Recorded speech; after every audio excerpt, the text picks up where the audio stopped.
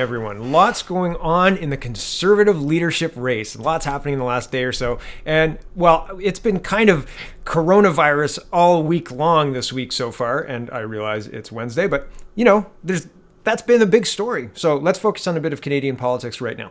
Here we go. This is Evan Solomon interviewing prospective CPC leadership candidate Derek Sloan. And well, CTV Power Play is tweeting, quote, prospective conservative leadership candidate Derek Sloan says an individual's sexuality is complicated and being gay is not a black or white thing. Whoa, wait a second. What? Black or white? When did this become about race? Here we go. You said you don't agree that being gay is a choice, but it's complicated. What's complicated? It's a really good question. So if you actually look into the research surrounding sexuality, there's a lot going on there. So I'm not sitting here to tell you what exactly is, but if you look at some of the researchers like Lisa Diamond and other people of that nature, this isn't a black and white thing. So like my statement is there a biological component? Absolutely. But the science right now is saying that, yes, there's biological components, but there's many other factors that play into it, and they don't even know how they all work. Okay, and that's the end of the clip. I don't understand why, who they're trying to appeal to. Who are you trying to appeal to? What conservative people are like, sexuality, yeah, pretty fluid. Not many conservatives are playing this game. A lot of conservatives are upset at Doug Ford for breaking his promise on removing the very damaging, abusive sex ed components from the Ontario curriculum. People are upset about that. And to have conservative politicians come out talking about how, it's not a black or white thing, this whole sexuality thing. Listen, what you do in your bedroom, I don't care.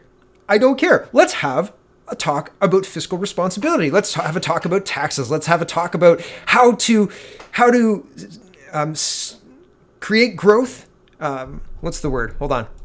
Stimulate was the word. And it kept coming up stagnate, but stimulate growth, right? While not necessarily blowing up the economy, right? That's the kind of conservative conversation that I want. Not being gay isn't black or white and it's complicated. This is virtue signaling to the highest level and it's just ridiculous. Who are you talking to? Who are you talking to? Because it's not a conservative base. No, not even close. And here's Lisa Diamond, the person that he referenced. Just listen to her. She's a scientist and she's got lots to say on sexuality. And this is her TED Talk from 2018. Why the born this way argument doesn't advance LGBT equality. Conservatives. This audience is full of conservatives, for sure. Definitely. Yep. Here's Michelle Rempel, and this tweet is in response. I'm going to read the tweet about Michelle Rempel, and then we'll read the bigger tweet. So this is Melanie Jolie. Pretty Melanie. Welcome to Canada, Miss Rempel Garner, a bilingual country where French and English have been coexisting in harmony for years. It's only normal to be bilingual when you aspire to be a national leader. It's a question of respect for every Canadian. And this is in response to Miss Rempel entering. Sorry, I thought I had a tab up for this, but I didn't. So anyway, this is Calgary MP deplores overemphasis on bilingualism in conservative leadership. And I think that's interesting because I'm willing to bet Melanie doesn't speak Chinese, right? So I just think that's interesting, isn't it? And going back to the savage point that I wanted to, highlight because I didn't make this, A.E. Wade says, it's kind of neat how this country is supposed to pride itself on being a faceless, multicultural hodgepodge, yet our elites still insist that to be bilingual should automatically mean that one speaks English and French specifically. Almost like we used to have a unique identity or something. Right? Here's Peter Mckay virtue signaling too. He says, pride parades are important. For what? Fiscal growth?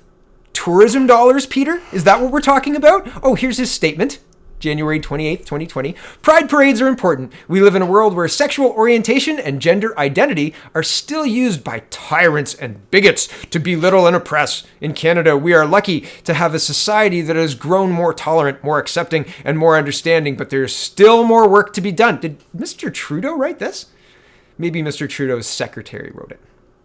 The fact that some will condemn this statement speaks louder than any argument I could make about the importance for the next leader of the Conservative Party of Canada to follow in the footsteps of Rona Ambrose and march in support of Pride. Today, I'm submitting my application to march in Toronto's Pride Parade on June 28th, either as our party's leader or as a private citizen. I hope all Conservatives will consider joining me. Do you have to apply to go to Pride these days? Do you have to pass the board? I mean, the board was talking about not allowing police and all sorts of political games, but this is just politicization, of this wedge issue. And this is Peter Mckay signaling that he is fully willing to use this wedge issue and wedge away. Interesting, isn't it? So your Conservative leadership choices, options. Oh, not her. But I mean, give it a couple years, right? Jeepers creepers. Pretty soon she'll be far too conservative for Canada. People will be calling for her a Nazi and calling for her head, right? I just think it's so crazy. Who are they talking to? They're not talking to Conservatives. They're not talking to Conservatives. The Pride of recent years has become just an offensive show of ridiculousness that I wouldn't bring my children to. Sorry. I mean, celebrating tolerance and inclusivity and being able to be who you are, that's one thing. Acting out sexual acts in the middle of the street and pretending that's celebrating tolerance, that's something completely different. And that's what Toronto Pride has become. And it's being unchecked. Everybody basically doesn't talk about it because if you talk about it, you risk offending the LGBT community, which apparently you have to apply now to even participate. So, I mean, what is the point? What is the point? Ridiculous. And here's a little bit of crime news for Edmonton. I thought this was just unbelievable. Oh, public safety is top of mind, except, now. This was reported January 28th, yesterday at 3:36 p.m. in the afternoon. CTV News, sex offender who assaulted preteen girl to be released in Edmonton. Doesn't he look nice? Police have issued a warning about a convicted violent and sexual offender who is being released in the Edmonton area. Police say they have reasonable grounds to believe he will reoffend while in the community. Syed Mohammed Akhtobar, sorry if I've got that wrong, 26, is being released under a number of conditions. Must abide by 10 p.m. to 6 a.m. curfew daily.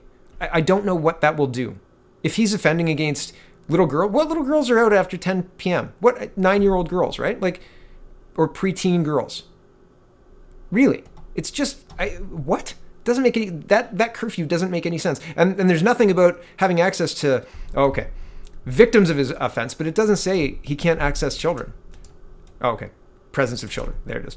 But still, there is a lot going on that this person shouldn't be allowed out in Edmonton. So you can read the conditions for yourself. At the end here, it says, police believe he is a risk to sexually assault random women in public. He previously assaulted a preteen girl that he did not know when he encountered her in public. Akhtobar is described as 5'9", 145 pounds, with black hair and brown eyes. I think they leave out a really important aspect of what he looks like, right? It's just, he's a tall man, 145 pounds with black hair. Clearly, public safety is not top of the list. And I don't understand what's going on. Or I do understand what's going on. And still, I can't believe there are people who are just willing to turn a blind eye to it. Right? It just seems crazy. Ontario teachers. If you're not sure what's going on in Ontario, well, I'm going to bring you up to date.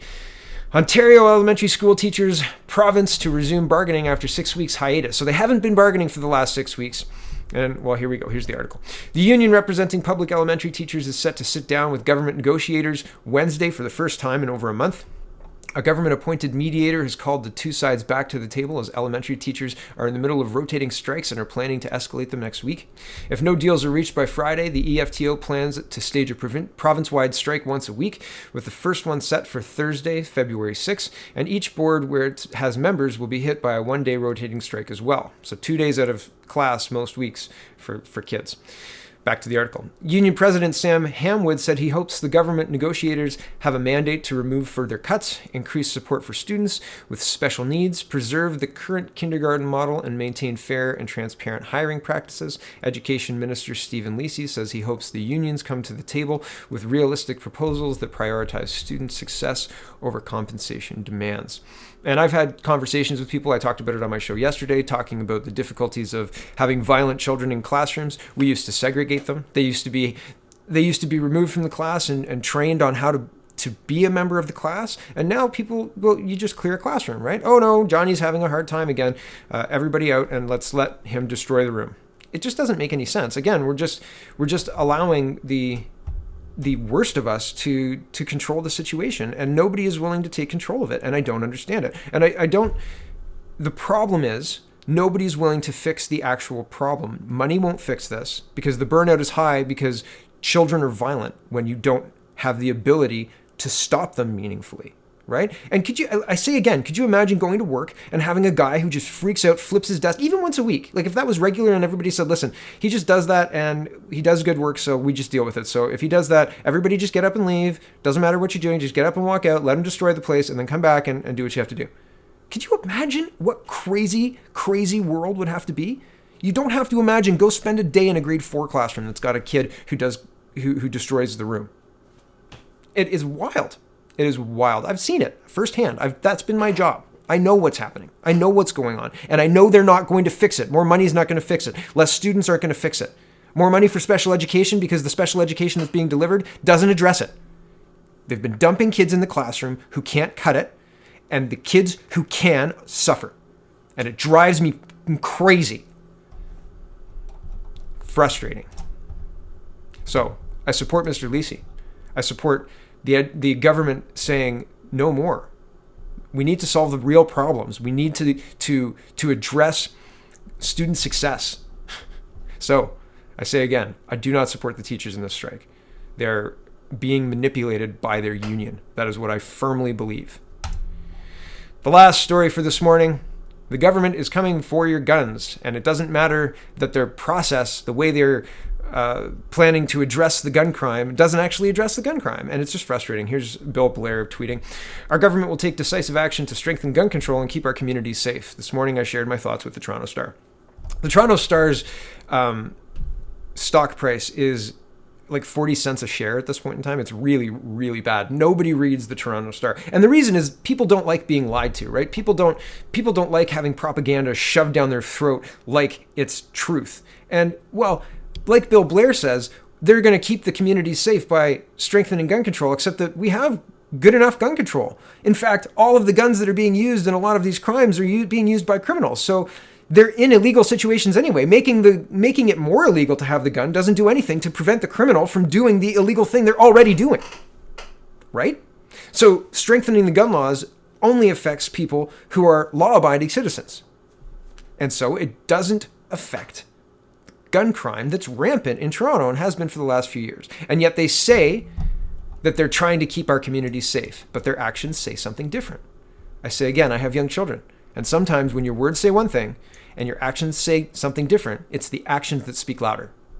And in this case, the actions speak louder. I don't trust them to keep the communities safe because the things they're proposing don't keep their community safe. It would be like, here's another example. You had a friend who's trying to lose weight and they said, listen, I'm just going to eat Twinkies. And you said, well, I don't think that you're going to lose weight by doing that. And they say, yeah, I know, but I really like Twinkies. Well, your actions, if you eat more or eat Twinkies, you're not trying to lose weight, right? Your actions are more important than your words. And that was a bad analogy. I didn't organize it properly or whatever, but off the top of my head, that's what I got. But fundamentally, if you say one thing and do another, the thing you do is more important than the thing you say. And the thing they're saying is we're going to attack law-abiding citizens over criminals and tell you that we're attacking criminals and keeping our community safe. It's lies. It's fiction. And it's not even good fiction because just look at the stats. It's unbelievable. Unbelievable how unsafe Toronto has become. Unbelievable how rampant the drugs and the crime have become. This is not an accident. This is not a mistake. And neither is the words they're using. It's coordinated. It's decided. It's planned out. It's right there for you to see if you want to look. Thanks for watching, everybody. Check out CanadaPoly.com. Check out CanadaReport.co. And have a wonderful, wonderful